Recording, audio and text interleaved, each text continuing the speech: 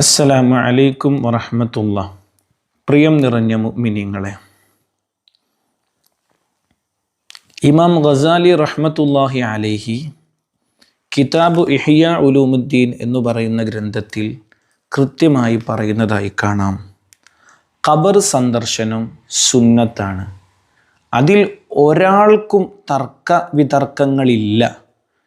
അതേ സമയത്ത് സ്വാലിഹീങ്ങളുടെ ഖബറിടങ്ങളിൽ പോകാൻ പറ്റുമോ, അതുകൊണ്ടുള്ള ലക്ഷ്യം ആഖിറത്തെ ഓർക്കൽ മാത്രമോ എന്നിടത്ത് ഭിന്നാഭിപ്രായങ്ങളുണ്ട്.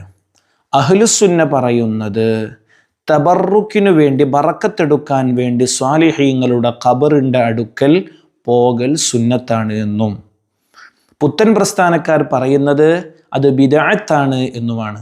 അത് ശരി അല്ല.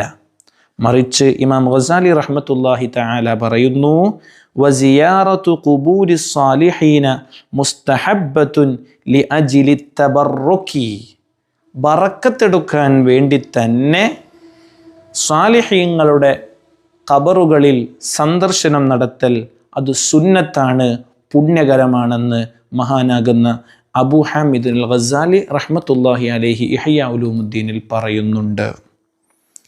അപ്പോൾ കുൻതു നഹൈതുകും അൻ സിയാറത്തിൽ ഖുബൂരി ഫസൂറുഹാ ഫഇന്നഹാ തുദക്കിറുകുമുൽ ആഖിറത, മുത്ത് നബി ആദ്യ സമയത്ത് ഖബർ സന്ദർശനത്തെ വിരോധിക്കുകയും പിന്നീട് അതിനെ നമുക്ക് അനുവദിപ്പിച്ചു തരികയും, എന്നിട്ട് ഒരു കാരണത്തെ മുത്തുനബി പറഞ്ഞു, അങ്ങനെയാണ് മനസ്സിലാക്കേണ്ടത്, ആഖിറത്തിനെ നിങ്ങൾക്കത് ഓർമ്മിപ്പിച്ചു തരും, റിമൈൻഡിങ് കൃത്യമായി ചെയ്തു തരും.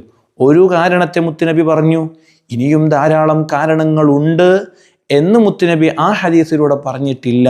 നമ്മെ കൃത്യമായി അതിനെ ബോധ്യപ്പെടുത്തി മറ്റുള്ള പല സന്ദർഭങ്ങളിലും നമുക്ക് ഹദീസിൻ്റെ വായനകളിലൂടെ നമുക്ക് മനസ്സിലാക്കാൻ പറ്റും. അതേസമയത്ത് പുത്തൻ പ്രസ്ഥാനക്കാർ മനസ്സിലാക്കിയത് ഈ ഒരൊറ്റ കാരണം മാത്രമേ പറ്റൂ എന്നുള്ളതാണ്. അത് ശരിയല്ല. മറിച്ച് നമ്മുടെ അഇമ്മത്തിൻ്റെ പക്ഷം എന്താണ് എന്ന് കൃത്യമായി ഇമാം ഗസാലി റഹ്മത്തുള്ളാഹി അലൈഹി അതേ ഇഹ്യയിൽ രേഖപ്പെടുത്തി വെക്കുന്നുണ്ട്.